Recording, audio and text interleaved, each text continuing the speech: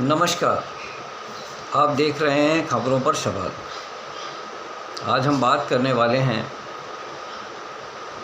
भगवान राम की नगरी अयोध्या में बने रामलला के मंदिर पर हुई चोरी, मंदिर के ट्रस्टियों की और उन चोरों की जिन्होंने भगवान श्री राम के प्रति आस्था रखने वाले करोड़ों करोड़ों लोगों की आस्था और उनकी भावनाओं के साथ छल किया है, उनके साथ डाका डाला है और बड़े पैमाने पर भगवान श्री राम के खजाने की चोरी की है।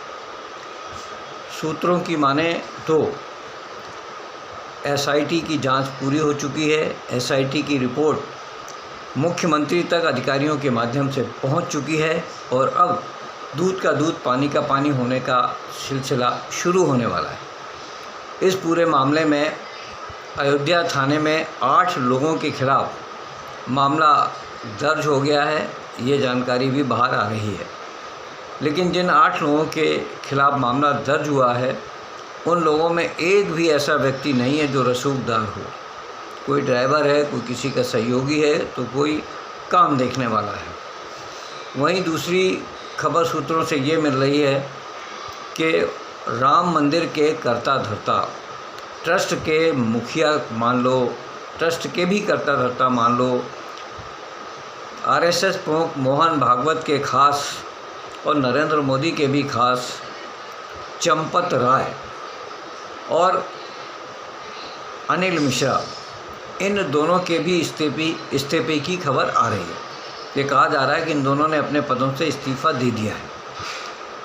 अब इन खबरों के बाद पूरे देश से इस तरह की चर्चाएं हो रही हैं, लोग सवाल खड़े कर रहे हैं कि इन दोनों व्यक्तियों को इस्तीफ़ा दिलाकर क्या इनको बचाने का प्रयास किया जा रहा है।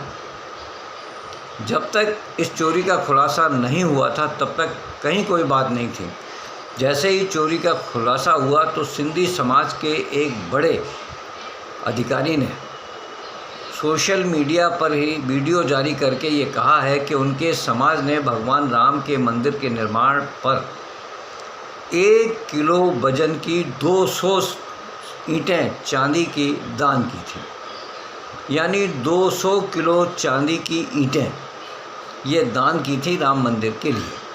और इन 200 ईंटों में से किसी एक ईंट का भी या 1 ग्राम का भी रसीद रामलला के यहाँ से नहीं मिली, न ट्रस्ट से मिली, ना उनके लोगों ने दी।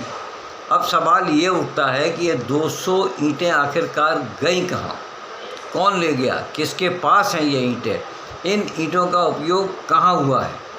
7 करोड़ रुपए, 7.5 करोड़ रुपए खजाने से जो चढ़ावा है वो चोरी होने की बात कही जा रही है।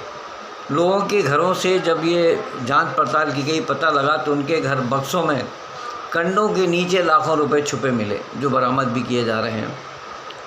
लोग कह रहे हैं कि ये चोरी 2000 करोड़ की है, कुछ कह रहे हैं कि ये चोरी और भी बड़ी हो सकती है।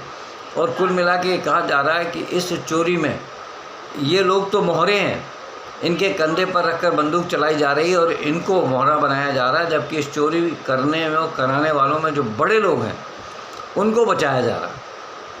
उनमें चंपत राय का नाम भी शामिल हो रहा है, जो सचिव हैं ट्रस्ट के। अनिल मिश्रा का भी नाम शामिल हो रहा है। और लोग तो यहाँ तक कह रहे हैं कि यहाँ की जो रकम इन अकेले इन लोगों ने नहीं चुराई होगी, ये रकम बिना बड़े लोगों के इशारे पे, बड़े लोग कौन हैं अब इस नाम लेने की आवश्यकता नहीं, सब जानते हैं कि वो किसके लोग हैं, किन्होंने उन्हें पदस्थ किया, कैसे वो वहाँ बैठे और कैसे इतने बड़े पद पर बैठने के बाद वो इतने प्रभावशाली हुए कि सारे लोग उनके सामने नतमस्तक होने लगे। यहाँ तक कि उत्तर प्रदेश के मुख्यमंत्री योगी आदित्यनाथ, वो भी इन लोगों के सामने असहाय नज़र आते थे। योगी आदित्यनाथ को चोरी की घटना मालूम होने के बाद तत्काल जाना चाहिए था, लेकिन उनको भी जाने में 4-5 दिन का समय लगा। अब योगी जी ने जब उस समय वहाँ गए थे, उन्होंने सबसे बातचीत की, रामलला के दर्शन किए और उसके बाद मीडिया से बात करते हुए उन्होंने कहा कि आप लोगों ने 5 साल इंतज़ार किया है, 15 दिन इंतज़ार और कर लें, सब दूध का दूध पानी हो जाएगा। अब पानी का पानी, दूध का दूध करने वाले मुख्यमंत्री योगी आदित्यनाथ देखते हैं क्या करते हैं। चंपत राय और अनिल मिश्रा को तो त्यागपत्र दे के उस ट्रस्ट से ही बाहर करा दिया। यानी अब उनके खिलाफ कार्रवाई होने की संभावनाएं नहीं के बराबर हो गई।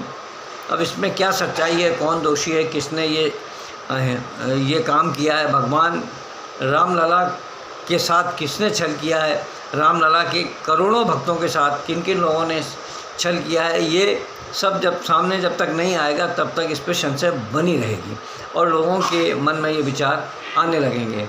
अब चंपत राय, अनिल मिश्रा के त्यागपत्र से लेकर उन 8 लोगों के खिलाफ जो अयोध्या में मामला दर्ज किया गया है, इन सब खबरों को लेकर पूरे देश में सुर्खियां बटोरी जा रही हैं। लोग अब तरह तरह की चर्चाएं कर रहे हैं। तो इन खबरों पर जब चर्चा हो रही है तो खबरों पर सवाल होना लाजमी है।